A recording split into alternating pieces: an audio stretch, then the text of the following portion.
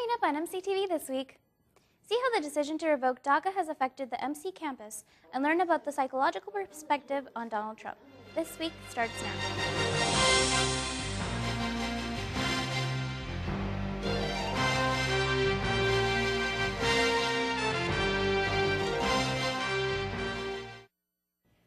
Hello and welcome to MCTV this week. For Denzel Johnson, I'm Lily Guillen.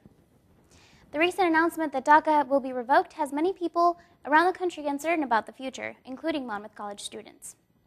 Since the announcement about DACA, President Wyatt sent out a campus-wide email showing his support for undocumented students. However, many students on campus were not content with the response they received. Because of that, Dean David Timmerman sent out another email explaining that the college will still abide by FERPA regulations and not release student records. The reasoning, the justification I heard is that if we label ourselves as a sanctuary campus, we draw more attention to ourselves, both in the media and through other ways, social media and whatnot. With more attention comes more chances of legal action here on campus, and as long as Monmouth College is implementing everything that sanctuary campuses are promising to their students, and from my understanding they are, I think the job is done, and I think it's done safer. On the following Sunday after the announcement, the Presbyterian House Dinner and Devotion Group decided to provide a safe space for students to have a discussion regarding DACA, and to provide further information for those who were not very familiar with the subject. On Wednesday, Reverend Terry Ott, Associate Chaplain Jessica Hawkinson, and Senior Sophia Slocum also held a workshop to write letters to Congress in support of DACA. Then on Thursday, many students and faculty stood outside the Wallace Hall for a candlelight vigil to stand in solidarity with DACA recipients. During the vigil, people were invited to share their stories relating to friends and family affected by the rescinding of DACA. That followed by a moment of silence and an open discussion at the Intercultural House. Although I am not personally a DACA recipient, that does not separate me from the fight that is to keep pushing forward for justice.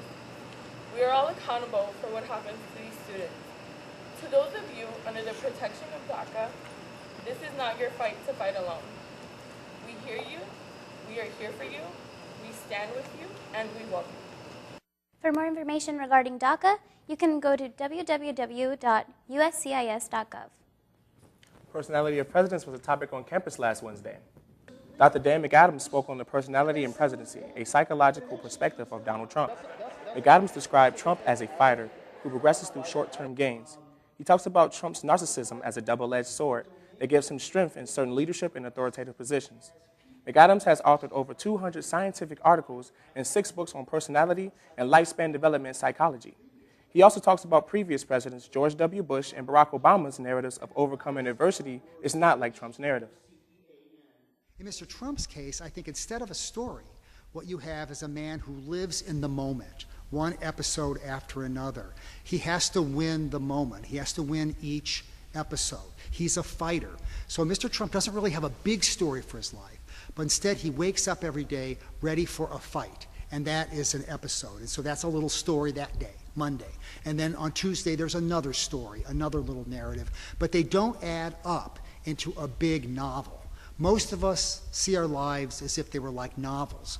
Mr. Trump doesn't have that perspective on his life. McAdams is a fellow of Society for Personality and Social Psychology and the American Psychological Society. The beginning of September in Monmouth brings back the Prime Beef Festival.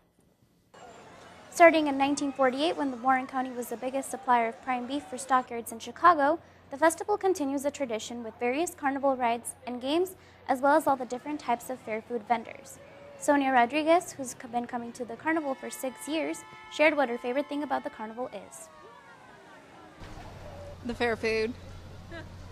I love it. The festival will return again next year, the first week after Labor Day, starting Wednesday through Saturday. Last Friday, ASAP transformed the football field into a Bongo Ball course. Bongo Ball is played like paintball, except you use air guns shooting Nerf balls. Students were divided into 11 teams to battle it out against each other in hopes of winning the grand prize, a free college special from our finals. Honestly, what it boiled down to, it was just our teamwork just worked a lot better than theirs. They didn't execute where we did. The rush at the beginning where we were able to secure most of the balls and then eliminate 2 of their players, it's a good feeling. Glow-in-the-dark putt-putt is ASAP's next event, and it will be held first week of November. Taking a look at some events on campus this week. Today at 6 p.m., Tin Musso will give a talk on the prevention of sexual violence in Doll Chapel. Tomorrow at 7 p.m., ASAP will be hosting a Glow Yoga session. On Saturday, the annual Cultural Festival will take place at 11 a.m. at Dunlap Terrace. Coming up after the break, Fighting Scots Soccer takes on Dubuque University.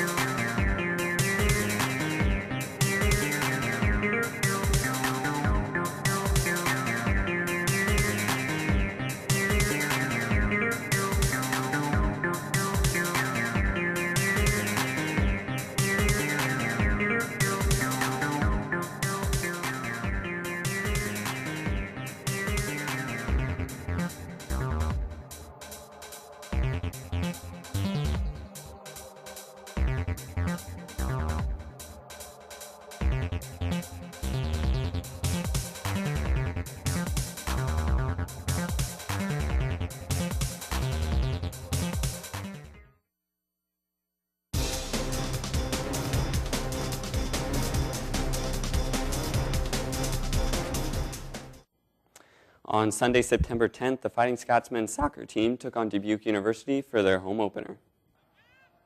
Dubuque came out of the gates firing on all cylinders as they got their second goal of the game off a shot by Cameron Scott. The Spartans netted another goal here by Chris Rigby to put them up 3-0 only 10 minutes into the game. But from that point on, the Scots would rally back. On this play, Lucas Sondergroth would create the shot opportunity and earn an assist as Jack Ressler would score the goal.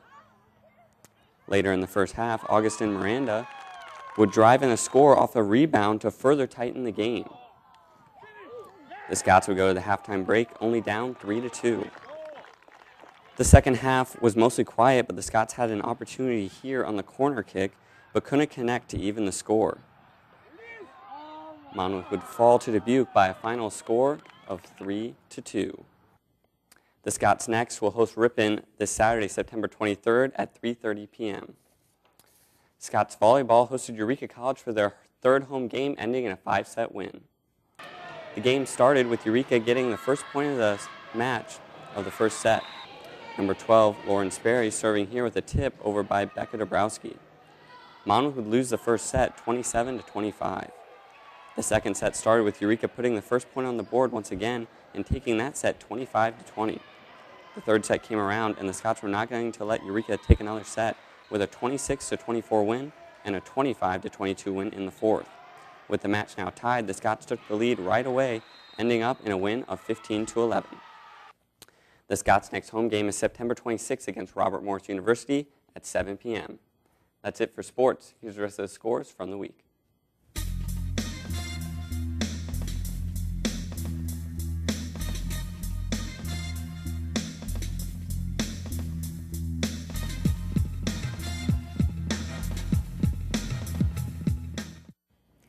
That's it for MCTV this week. I'm Tate Heupel.